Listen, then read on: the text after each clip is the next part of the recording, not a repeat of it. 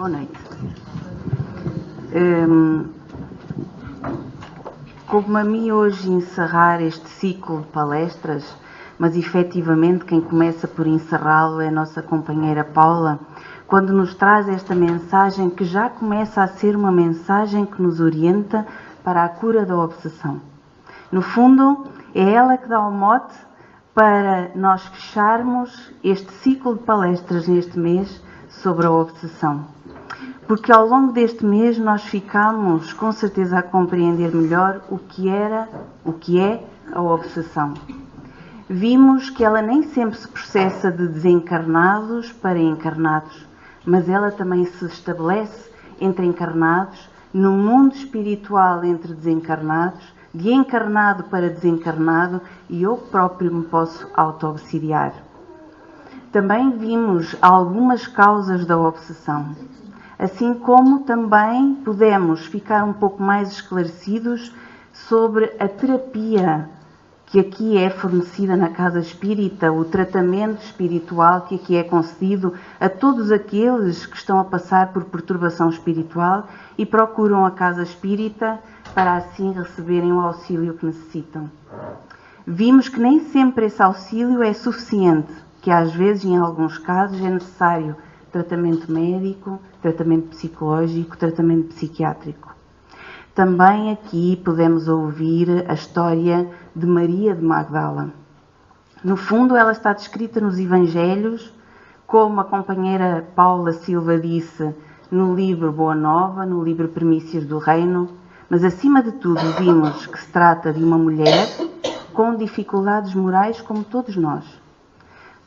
Passou por um processo obsessivo e vimos o procedimento de cura, o momento e o que aconteceu na cura de Maria de Magdala.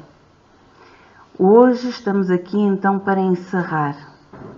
Basicamente, vamos dar algumas pinceladas naquilo que já foi abordado ao longo deste mês, mas acima de tudo, nós vamos falar sobre a nossa postura na cura da obsessão. Ou seja, mais propriamente na profilaxia da obsessão, naquilo que é aconselhado, nas providências que podemos tomar e que devemos tomar para não só prevenir a obsessão, mas também para auxiliar quando estamos a passar por um processo de obsessão e queremos e desejamos a nossa cura. No fundo, a obsessão deriva da transição de pensamentos, da transição e da sintonia com faixas vibratórias inferiores dos pensamentos. E a desobsessão é a mudança de direção desses pensamentos para rumos mais elevados, rumos mais nobres, mais construtivos. Essa mudança só se efetua através do influxo da nossa mente, que opta por uma frequência mais elevada.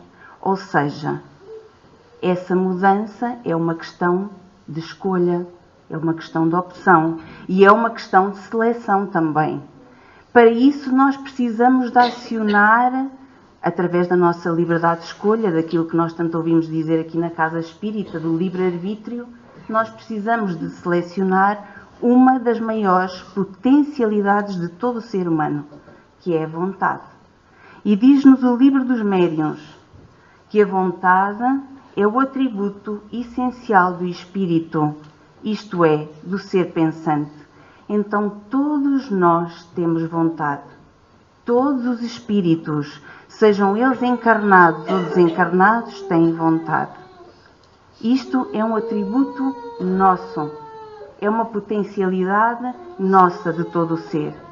E diz mais, diz-nos Emmanuel, o mentor espiritual de Francisco Cândido Xavier, no livro Pensamento e Vida: só a vontade é suficientemente forte para sustentar a harmonia do espírito, que é exatamente isso que nos falta quando nós atravessamos um processo obsessivo, é a harmonia do espírito.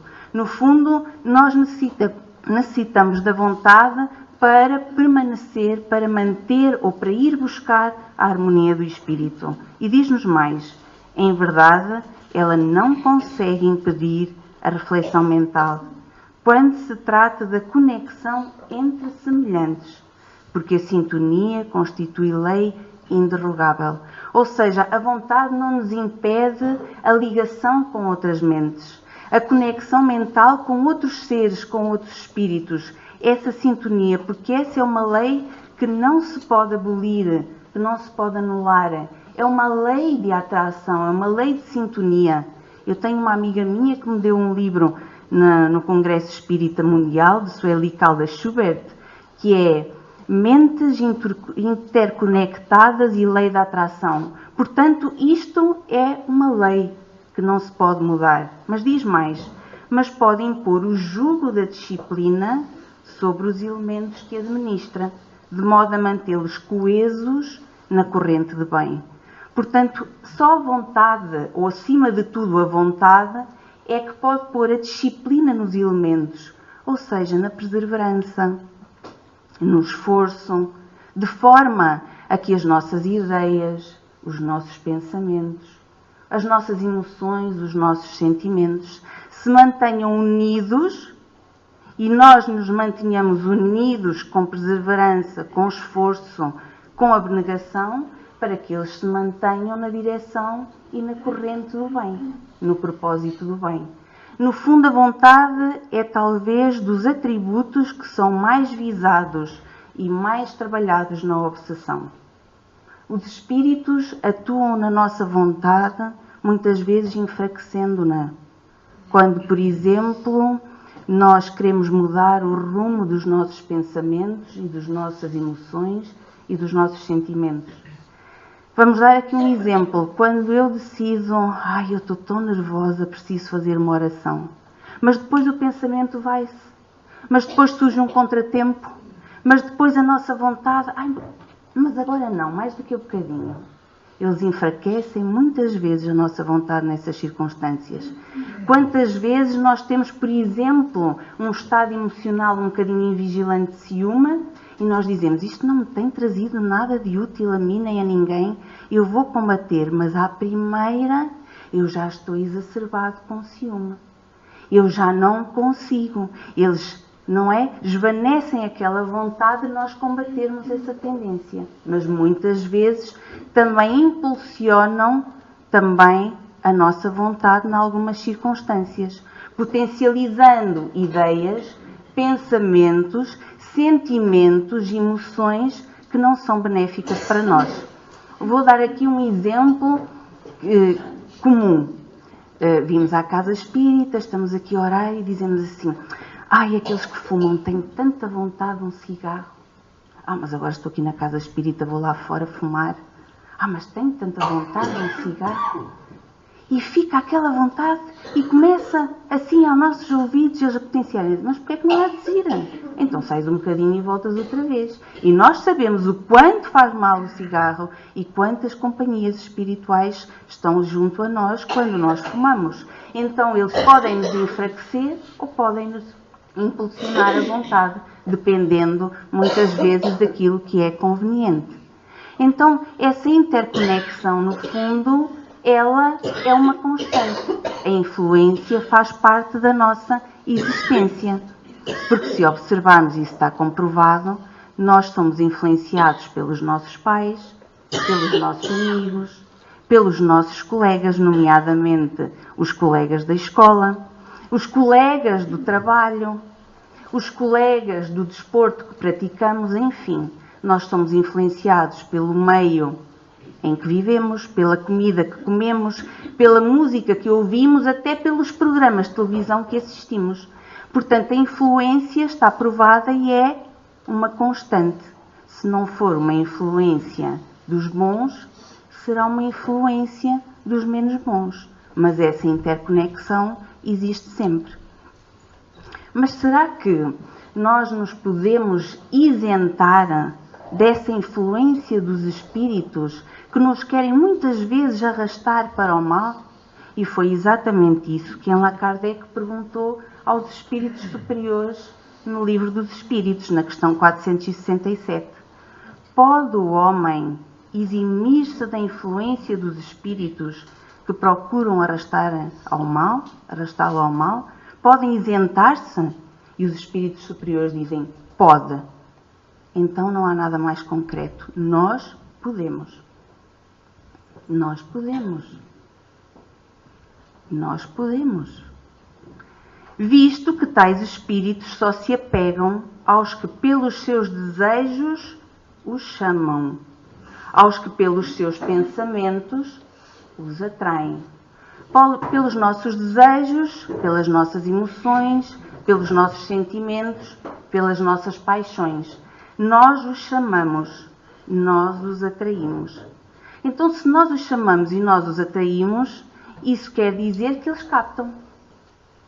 Porque senão nós não os atraíamos, nem os chamávamos.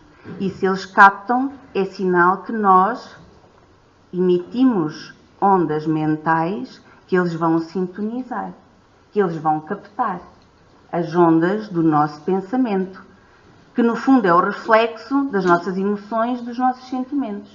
Então nós somos anteninhas, tipo anteninhas ambulantes. Nós somos emissores e somos receptores de pensamentos, de ideias, de emoções, de sentimentos que se traduzem nos pensamentos. Portanto, nós estamos sempre a emitir e a captar. No fundo, é como se eu estivesse a emitir, por exemplo, em 91.7, que é uma frequência de rádio, que neste caso emite, não recebe, mas nós estamos na 91.7, que muitas pessoas que ouvem da rádio sabem que é a RFM, que eu particularmente gosto, e todos aqueles que se encontram na mesma onda mental vão perceber e vão também emitir, e nós vamos captar. Se nós subimos a frequência para 94.4, nós vamos emitir e vão perceber e captar na frequência onde nós estamos. É interessante porque na década de 50, Emmanuel, como dissemos, era o mentor espiritual de Francisco Cândido Xavier, informou que o número da população desencarnada que gravita em torno da Terra à nossa volta era 3 vezes superior à população encarnada. Eu não sei se mantém a mesma proporção hoje, será mais ou menos, mas eu mantive aqui só para nós refletirmos a mesma proporção. Isto quer dizer que nós somos aproximadamente 7 bilhões e meio de encarnados. Isto quer dizer que desencarnados nós somos 22 bilhões e meio de espíritos desencarnados que gravitam em torno da Terra, ou seja, próximo de nós. Os neurocientistas estão constantemente a fazer estudos sobre o número de pensamentos que nós emitimos por dia. E os estudos e as estatísticas variam muito. E, portanto, apontam para entre 12.000 a 70.000 pensamentos por dia. Isto quer dizer que cada ser humano, pelos estudos, emite 3.000 pensamentos por hora. Isto quer dizer que eu, Ana Cristina, ou qualquer um de nós que aqui se encontre, vai emitir 50 pensamentos por minuto. Mas como nós todos, espíritos encarnados e desencarnados, somos seres pensantes, nós vamos emitir os 30 bilhões de encarnados e desencarnados 1,5 trilhão de pensamentos por minuto. Isto quer dizer 90 trilhões de pensamentos por hora. Então, nesta altura, nós já devemos estar a pensar que devemos ter um bocadinho mais de cuidado, disciplinar um bocadinho pela ação e pela força da vontade a direção dos nossos pensamentos, para não dar a terceiros a orientação dos nossos pensamentos. E só através dessa mola propulsora, que é a vontade, que nos disciplina os elementos, é que nós vamos, com a perseverança, com o esforço diário, disciplinar os nossos pensamentos para que a conexão que vem de fora não se sobreponha àquilo que nós queremos para a nossa vida. Sueli Caldas Schubert, no livro Obsessão e Desobsessão, diz-nos que na qualidade do pensamento que emitimos, que cultivamos, ou seja, que emitimos, que cultivamos dentro de nós e que recebemos dos outros, aceitando-os ou não. Isto quer dizer que nós podemos não os aceitar. Nós temos a liberdade de escolha para não aceitar os pensamentos que não são benéficos para nós e que vêm de fora. Está o mistério da saúde ou da doença, da paz ou do desequilíbrio. Então, consoante os pensamentos que nós emitimos, nós vamos receber na mesma frequência pensamentos de outros espíritos. Se eu desenvolvo um trabalho, nomeadamente as visitas fraternas, um trabalho de amor, de dedicação, eu vou sintonizar doação, amor, entrega aos outros. Eu vou me sintonizar com outras mentes que também trabalham no bem. E o seu propósito também é ajudar o outro.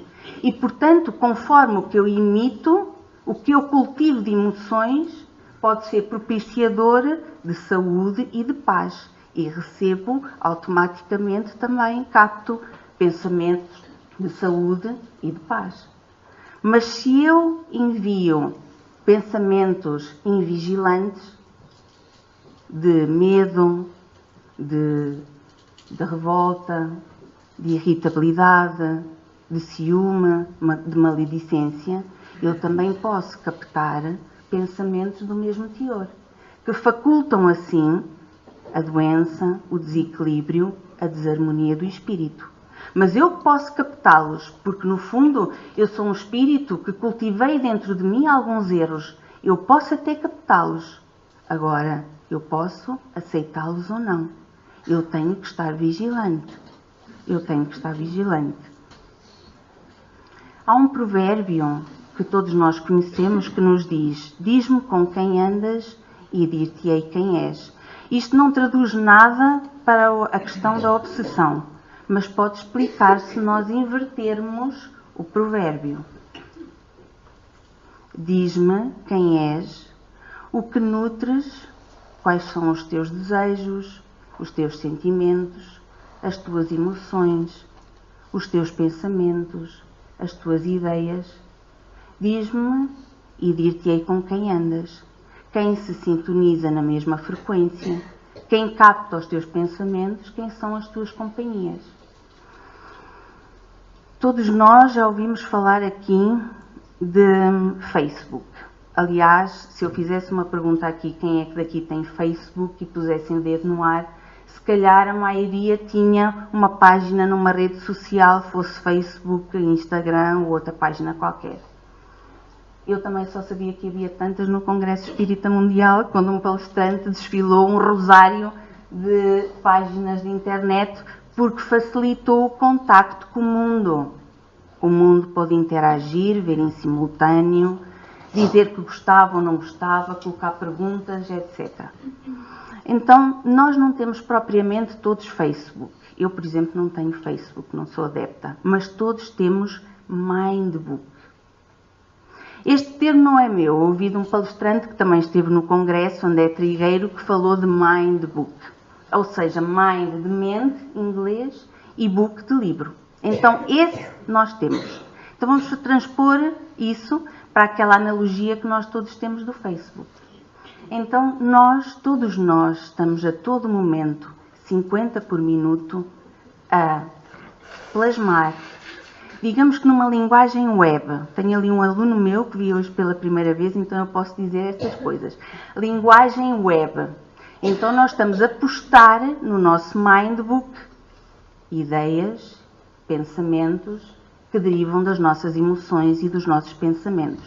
Consoante o que postamos, nós vamos receber likes, gostos, curtidas, em português do Brasil, não é? São curtidas, vamos receber curtidas, e vamos ter seguidores, ou seja, os amigos, que serão seguidores nossos para o bem, para o nosso equilíbrio, para a nossa paz, para o nosso bem-estar, se aquilo que nós postamos é a tentativa de serenar emoções, serenar sentimentos, a tentativa de fazer tudo o que está ao nosso alcance para desviar pensamentos, então nós vamos ter os bons seguidores. Mas também para isso nós podemos recorrer a pacotes antivírus, tipo pacotes de energia, afinal é o que nós colocamos isso no computador, não é? Para nos salvar, como conversas edificantes, leituras salutares, programas de televisão o mais suave possível, se for possível, contacto com a natureza, oração, que é um enorme pacote antivírus, um enorme pacote de energia, trabalho no bem. Enfim, poderíamos dizer mais. Música suave, não é aquela que não é? Vibratoriamente não é metálica, é música suave. Portanto, tudo isso é nutrição espiritual. É profilaxia da alma, é profilaxia da obsessão. Mas se nós, por acaso, estivermos invigilantes a digitar, e digitamos a toda a hora, 50 por minuto, a digitarmos pensamentos invigilantes, por exemplo, olha para aquela que está a dizer, olha como ela é bem vestida. E isto tudo imite a toda a hora. Nós também vamos ter, não nos preocupemos, porque nós também vamos ter likes, gostos e curtidas. Só que vamos ter também seguidores. Só que não são exatamente os likes, os gostos e as curtidas os seguidores que nos beneficiam, que nos trazem a paz. Eles até se calhar nos empolgam. Força! Imagens, até colocam imagens na nossa mente. Pois é, ela está assim, o que ela disse, e não sei o que, isto não me interessa nada. Não é? E nós vamos ter os seguidores. Então está na altura de sermos nós a programar de acordo, a digitar de acordo com o nosso projeto evolutivo. De acordo com o nosso projeto evolutivo. Tudo o que nós colocamos fica então acessível, fica então perceptível e até tangível àqueles que estão na nuvem. E mais uma vez, olho outra vez para o meu aluno, que hoje está a ser visado, isto é uma coisa que se ouve muito nas escolas. A escola segura, em todas as escolas do país, faz esse tipo de sensibilização. Atenção ao que digitam, porque tudo o que é postado fica lá acessível. Pois é, o que nós postamos. Mas este termo de nuvem não é uma coisa nova. De agora nós inventamos nuvem. Porque Paulo de Tarso já falou nisso aos Hebreus quando disse. Portanto, nós também, pois, que estamos rodeados de uma tão grande nuvem de testemunhas, que deixemos todo o embaraço. Então, quando nós pensamos assim, o que eu estou a pensar, o que eu estou a sentir é só para mim, é para uma tão grande nuvem de testemunhas, toda a nuvem de testemunhas que estão a sintonizar, certo? Na mesma frequência, a ver a minha página ou a ver páginas que interessam naquela linha. Mas, nós já sabemos disto. Nós temos é que programar, no fundo, sermos nós a programar aquilo que sentimos, aquilo que pensamos, para não deixarmos que terceiros venham assim tomar conta, porque não vão faltar candidatos a programarem, a quererem programar a nossa mente. Isto nós já percebemos e, no fundo, é um bocadinho uma recapitulação daquilo que foi falado aqui nestas últimas. Mas, afinal, o que é que eu verdadeiramente posso fazer? O que é que eu posso fazer para me salvaguardar um bocadinho dessas postagens, desses seguidores, para não ter esse tipo de likes? E até para não emitir e automaticamente receber, para não colocar esse tipo de postagens.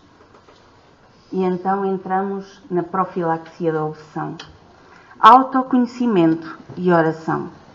Mas afinal, não fui eu que disse, primeiramente não foi a doutrina espírita que falou em autoconhecimento e oração, foi Jesus, quando nos disse, vigiai e orai, porque não sabeis quando chegará o momento.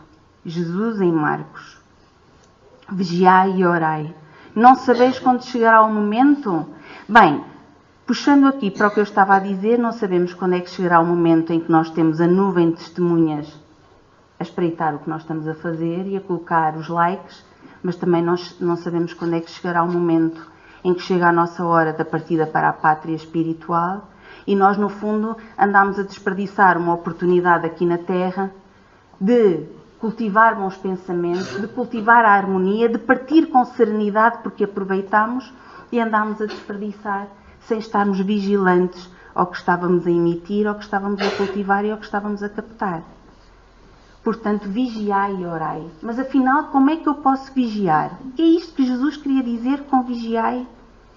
Vigiai, eu só me posso vigiar quando eu me conheço a mim mesmo. Que no fundo foi o que Allan Kardec perguntou aos espíritos superiores na questão 919 do Livro dos Espíritos. Qual é o meio mais eficaz para combater ou para resistir ao mal?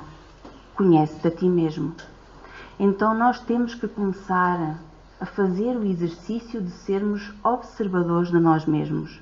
Distanciarmos-nos, olharmos-nos e termos a coragem de perguntar assim: eu tenho consciência do que estou a sentir e do que estou a pensar? Eu consigo definir, qualificar, adjetivar o que eu estou a pensar e o que eu estou a sentir?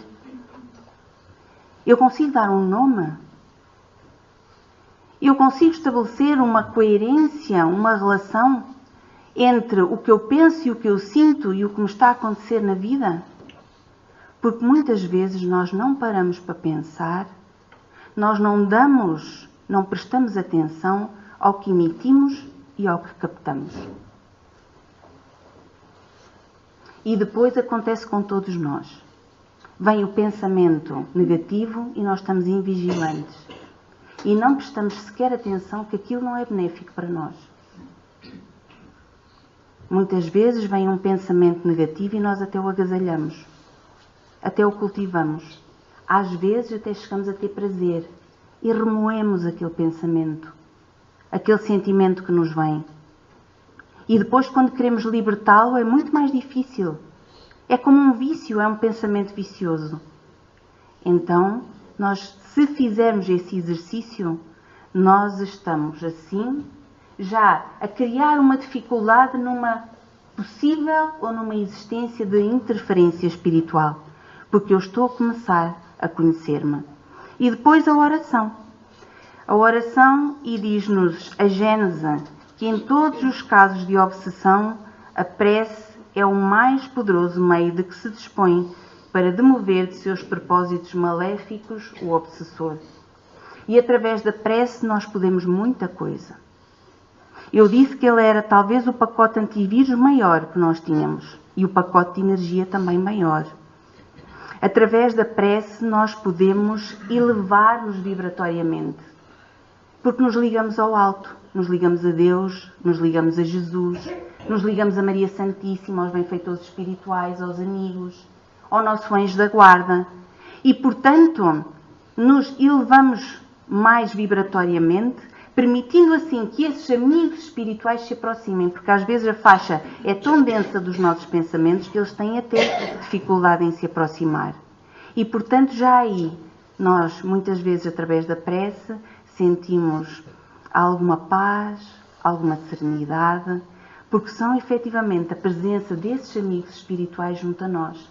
Conseguimos desviar o nosso pensamento de pensamentos negativos, são as suas influências, as suas intuições junto a nós. Porque através da prece nós podemos pedir, desde que sintamos sinceramente, pedir perdão.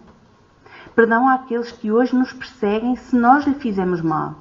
Dizer-lhes mesmo: irmãos, se vos fizemos mal outrora, se é por causa disso que nós hoje, vocês se sentem tão magoados, estão comigo e me querem fazer mal, nós pedimos perdão sinceramente. Porque provavelmente, outrora eu estava cego no meu orgulho e no meu egoísmo. Eu hoje sei que esse não era o caminho. Eu sei que nem sempre consigo fazer, mas eu quero começar a realizar um caminho melhor, de não olhar só para mim, para os meus interesses, de começar a olhar para o outro, de começar a trabalhar as minhas imperfeições morais, porque ninguém passa existências sem errar. Perdoem-me. Porque nós, através da prece, nós podemos pedir a Deus e a Jesus que envie amigos espirituais para junto destes que hoje nos perseguem, para que eles possam também ser ajudados, porque são espíritos que sofrem. Para que eles sejam aconselhados, orientados, esclarecidos, para que eles sintam o amor que às vezes há tanto tempo que já não sentem. E por isso que também eles sigam o caminho da evolução do outro lado da vida. Porque através da prece nós podemos pedir forças para nós. Jesus, ajuda-me. Falar como falamos com um amigo sincero. Ajuda-me, sustenta-me as minhas forças, que eu tenho tanta dificuldade às vezes para resistir àquele pensamento, para resistir às vezes àquela minha ideia. Ajuda-me a ultrapassar este momento. E assim, aos poucos, nós vamos convidando aqueles que fazem parte do nosso caminho, aqueles que estão junto a nós vamos convidando também a eles, através da prece, a seguirem um caminho diferente. Um caminho do amor, um caminho do perdão, o caminho da luz. Mas todos nós, tarefeiros aqui da casa, sabemos o quanto é difícil quando estamos num processo obsessivo de orarmos. Talvez eu podia dizer que se não foram todos os tarefeiros que já passaram por processo obsessivo, foi a maior parte, mas se calhar foram todos. E nós sabemos o esforço hercúleo que necessitamos de fazer para, nesses momentos, fazermos uma prece. E por isso é importante, como nos diz Tiago, orai um pelos outros, para que sareis. A oração feita por um justo pode muito em seus efeitos. Então, quando tivermos familiares, amigos, conhecidos que estejam a passar por momentos difíceis de perturbação espiritual, oremos por eles. Oremos por aqueles que os acompanham, por aqueles que hoje ainda são as suas companhias e que os estão a perturbar porque são irmãos necessitados de ajuda. Oremos com eles, se eles assim aceitarem. Digamos, não queres que eu faça uma prece e acompanhas-me mentalmente? Porque acompanhando esse irmão mentalmente, ele está a elevar-se vibratoriamente.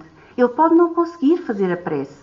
No fundo, estou a falar disto, mas provavelmente é o que todos presenciam que fazem parte da assistência mediúnica nas reuniões mediúnicas. Quando tantas vezes os espíritos não conseguem orar, estão revoltados, em sofrimento. Alguns dizem que não sabem orar. Outros dizem que não conseguem. Outros dizem que não têm merecimento para se dirigir a Deus. E o doutrinador pede autorização àquele irmão para fazer uma prece por ele. E ele acompanha mentalmente.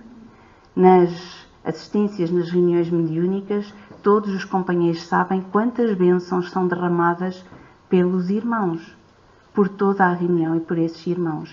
Abrem-se portas no coração desse irmão, abrem-se portas na mente e a assistência espiritual chega para esse irmão.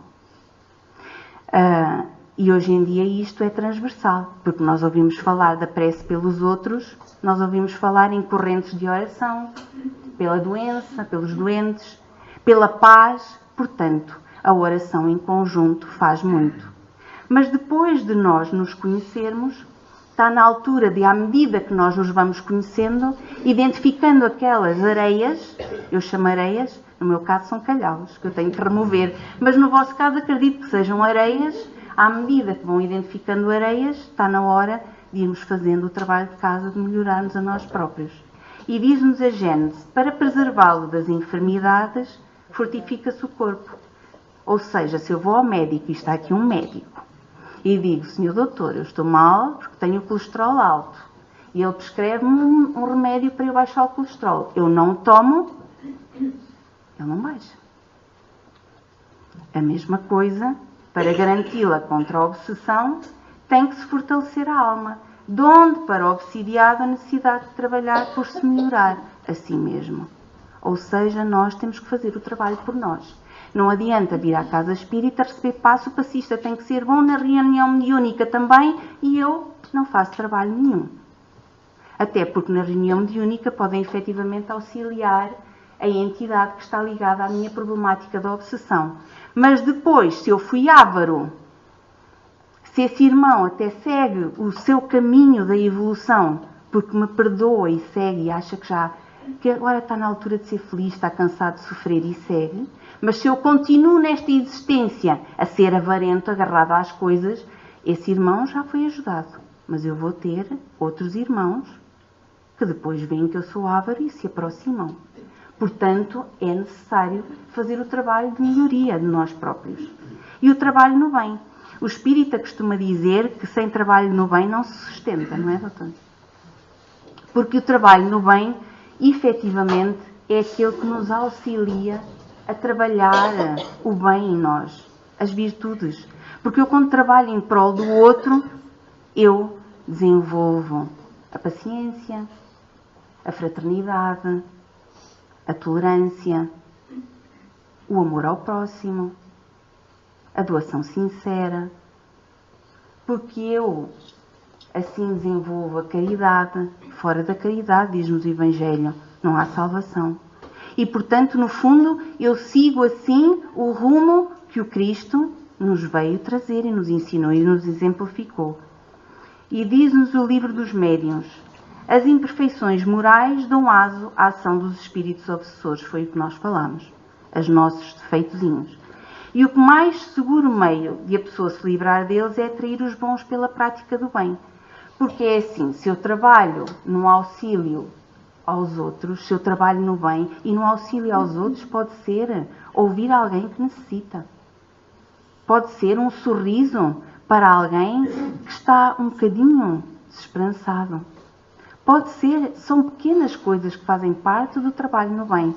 Então eu vou-me sintonizar com quem? Quem se vai ligar a mim? Quem vão ser os meus seguidores? Dar-me likes, gostos e curtidas? Aqueles que também se sintonizam no bem. E é engraçado, nós nunca pensamos nisso. Normalmente pensamos sempre que sintonizamos com aqueles que estão no mundo espiritual. Mas eu posso sintonizar um pensamento com alguém que também trabalha no bem do outro lado do planeta. Porque o bem une-se na carne e fora dela. Portanto, eu pela prática do bem, eu estou a atrair até junto de mim bons espíritos. E depois, por fim, e não como uma receita de bolo, que não funciona, não é? Como uma receita de bolo, seguir não funciona, o Evangelho no lar, de forma sentida. E diz-nos Joana de Ângeles, no livro Messe de Amor, de Divaldo, psicografia de Divaldo Pereira Franco, dedica uma das 7 noites da semana ao culto evangélico no lar, a fim de que Jesus possa pernoitar em tua casa. E eu imaginei logo a casa de Simão Pedro. Como devia ser bom estar na casa de Simão Pedro quando Jesus pernoitava na sua casa. Como nós temos a oportunidade de ter Jesus a pernoitar na nossa casa. Não materialmente, mas espiritualmente.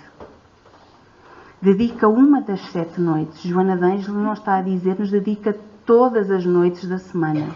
Então possamos escolher uma noite, uma hora, que não é estipulada, é uma hora que nós decidimos qual é a nossa conveniência. Agora, mantém-se essa hora todas as semanas. E possamos assim fechar para balanço, como as lojas. Não há telemóveis, não há televisões, não há internet, não há SMS, não há jogos, não há campainhas, porque afinal nós queremos que este amigo especial venha até junto de nós, em nossa visita, pernoitar em nossa casa. Então fechemos para balanço, para abrir o Evangelho ao acaso, estender a mensagem da fé, enlaçar a família. Ai, mas a minha família não quer.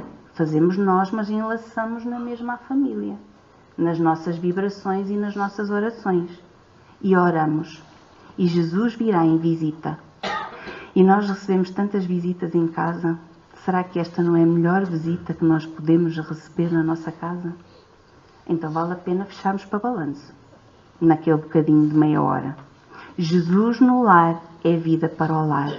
Além disso, vêm amigos espirituais, vêm benfeitores da vida maior, vêm benfeitores da nossa família, os nossos anjos da guarda, e eles higienizam o ambiente do nosso lar. Retiram miasmas dos nossos pensamentos e dos nossos sentimentos doentes. Purificam um pouco o ambiente para que nós possamos ali no lar ter um pouco mais de harmonia, para que nós ali consigamos fazer esse trabalho de abrir a nossa mente, arejar a nossa mente. No fundo, o Evangelho no lar é como se arejássemos o ambiente da nossa casa para a vinda de Jesus e dos amigos espirituais, que são aqueles que nós queremos que sigam a nossa página do Mindbook. Mas para isso nós precisamos da força e da ação da vontade. Nós precisamos de ir lá. Afinal, temos a vontade, é para isso que nós viramos para a direita, para a esquerda, ou vamos em frente. Se nos deixamos ficar, nós não damos nenhum passo.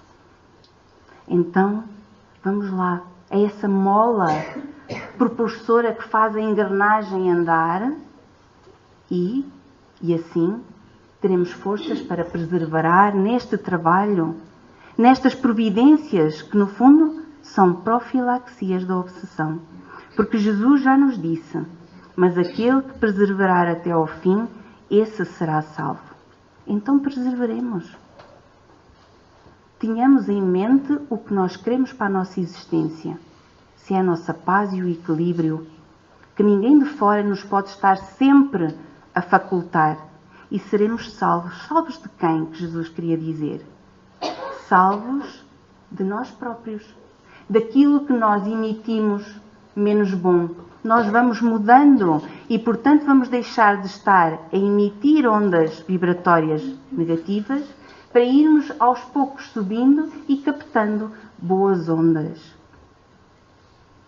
E seremos salvos da agitação, da perturbação, da desarmonia.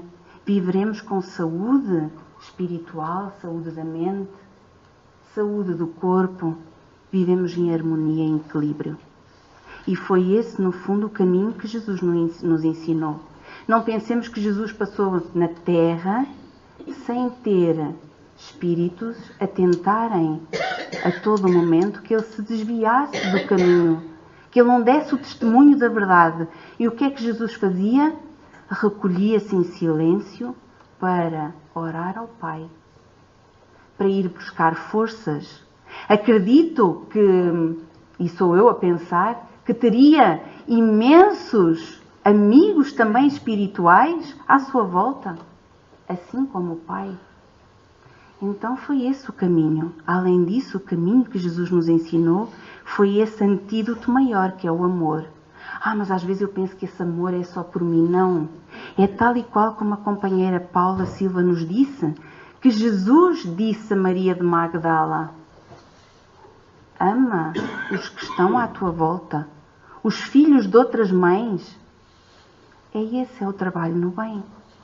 E só podemos fazer isso quando nós nos melhoramos e temos consciência que esse é o trabalho que temos que realizar. Aquele que encontrou Jesus, disse-nos Eurípides Barçanufo, no livro Sementes da Vida Eterna, de Divaldo Pereira Franco. Aquele que encontrou Jesus já começou o processo de libertação interior e de desobsessão natural. De nos libertarmos dos nossos erros, dos nossos enganos, das nossas imperfeições, de deixarmos de nos taparmos constantemente e conseguirmos observar-nos a nós próprios, de termos assim, depois de nos observarmos a nós próprios, a coragem, a vontade para fazermos as mudanças que necessitamos, de podermos trabalhar em prol do outro. Esse é o processo de libertação. De podermos estar ligados ao Pai, ligados a Jesus para ir buscar as forças e as companhias espirituais que tanto necessitamos. De podermos assim enlaçar a nossa família no Evangelho, que é o roteiro seguro, e trazer Jesus para a nossa casa. Esse é o processo de libertação interior. E quem já faz esse caminho, já encontrou o caminho do Cristo e de desobsessão natural. Porque naturalmente nós dissemos no início que a desobsessão é quando muda a nossa sintonia de pensamentos. E automaticamente quem faz esse trabalho já está a mudar a sua sintonia de pensamentos, a sua faixa de pensamentos. Ou seja, já está a apostar noutra onda. E não nos esqueçamos nunca que temos imensos sirineus de amor junto a nós, que são anjos da guarda. A companheira Fátima Gamelas falou-nos que nós chamemos os nossos anjos da guarda para junto de nós. E porquê é que nós não o fazemos? Para que venham em nosso auxílio, quando fez uma palestra sobre anjos da guarda. Portanto, esse é o caminho da desobsessão natural. Estas são só orientações que vos damos. Agora, o caminho maior é o caminho do Cristo, tal e qual como Ele realizou aqui na Terra. Ele amou a todos, trabalhou em prol de todos indistintamente e esteve sempre ligado ao Pai. Que possamos assim compreender que nós podemos, mas que temos que exercer essa ação, que equacionar a vontade para conseguir fazer o esforço e perseverar nesse caminho que é a conquista, sem dúvida, da nossa felicidade e da felicidade daqueles que estão à nossa volta. Que fiquem com Deus e com Jesus, fiquemos todos na paz de Jesus, que Ele nos possa sustentar as forças, a coragem, a fé em Deus e a fé em nós também, que somos capazes, e que possamos seguir de mãos dadas com os amigos espirituais que nos sustentam também. Muita paz.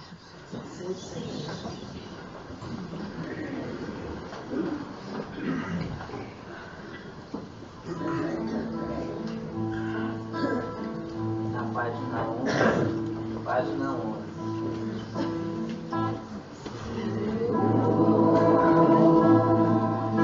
Fazei-me um instrumento da vossa paz. Onde houver ódio, que eu leve o amor. Onde houver ofensa, que eu leve o perdão. Onde houver discórdia, que eu leve a união. Onde houver dúvidas, que eu leve a fé. Onde houver erro, que eu leve a verdade. Onde houver desespero, que eu leve a esperança. Onde houver tristeza, que eu leve a alegria. Onde houver trevas, que eu leve a luz. Ó Mestre, fazei com que eu procure mais consolar que ser consolado, compreender que ser compreendido, amar que ser amado, pois é dando que se recebe, é perdoando que se é perdoado, e é morrendo que se vive para a vida eterna. Ó Mestre, fazei com que eu procure mais consolar que ser consolado, compreender que ser compreendido, amar que ser amado, pois é dando que se recebe, é perdoando que se é perdoado, e é morrendo que se vive para a vida eterna.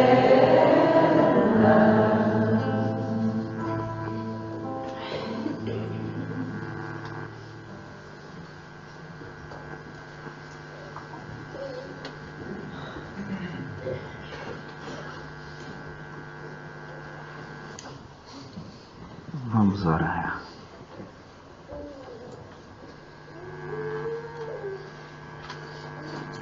Senhor Jesus, querido amigo de todas as horas, eis que aqui aportamos nesses momentos de paz, de alegria, de renovação espiritual, fazendo uma pausa na extensa e intensa semana que levamos. A grande maioria de nós absorvidos com as atividades do mundo material, o trabalho, a família, a vida tão corrida, Senhor, que por vezes até parece nos roubar o tempo para meditarmos e em oração nos envolvermos na psicosfera dos benfeitores da vida maior que nos sustentam e nos amparam. Ah, querido amigo Jesus, nesta noite, quando recapitulamos todo o aprendizado no campo da obsessão ao longo deste mês, nós queremos dizer-te o quanto somos agradecidos pelas experiências dolorosas que trilhamos no campo da obsessão. Queremos dizer-te, Senhor, que nos custou e ainda nos custa, que estas lições tiveram momentos muito amargas, mas nos deixam os frutos adocicados do conhecimento espiritual, da renovação, da coragem e da alegria para empreendermos uma nova caminhada inspirada nas bênçãos do Teu Evangelho. Queremos te dizer, Senhor Jesus, que no aprendizado que colecionamos nesse campo da esfera obsessiva, que possamos, Senhor, envolvidos pelo gosto no trabalho do bem, no hábito renovado da prece, no conhecimento das nossas fraquezas e das nossas qualidades, prosseguirmos, Senhor, nesse processo natural e ascendente de sermos melhores do que nós próprios a cada dia. Querido amigo Jesus, se a obsessão assinalou de dor o nosso ser querido, o nosso ser amado, por eles nós oramos e pedimos também por estes nossos irmãos, que um dia, eventualmente, possam ter se colocado na condição de nossos desafetos, obsessores, inimigos, aqueles que nós ainda não podemos ou não aceitam serem colecionados em conta de nossos amigos. Por eles nós oramos. É natural, é perfeitamente compreensível que eles tenham as suas razões, na terra ou no além, onde quer que estiverem, recebam o lenitivo da nossa prece, para nós e para eles. Oramos-te, Senhor Jesus, pedindo que diante da tua misericórdia, tão breve quanto nos for possível, possamos reparar o mal que um dia lhes causamos. Querido amigo Jesus, permita-nos trabalhar em teu nome, reconhecendo nossas limitações, mas permita-nos prosseguir, Senhor. Usa de nós a melhor parte, a fim de prosseguirmos como instrumentos da tua paz. Nós oramos nesta noite por aqueles que chegam em nossa casa, os deprimidos, esperançosos por alegria, os atormentados pelas ideias suicidas, para que ganhem o amor à vida.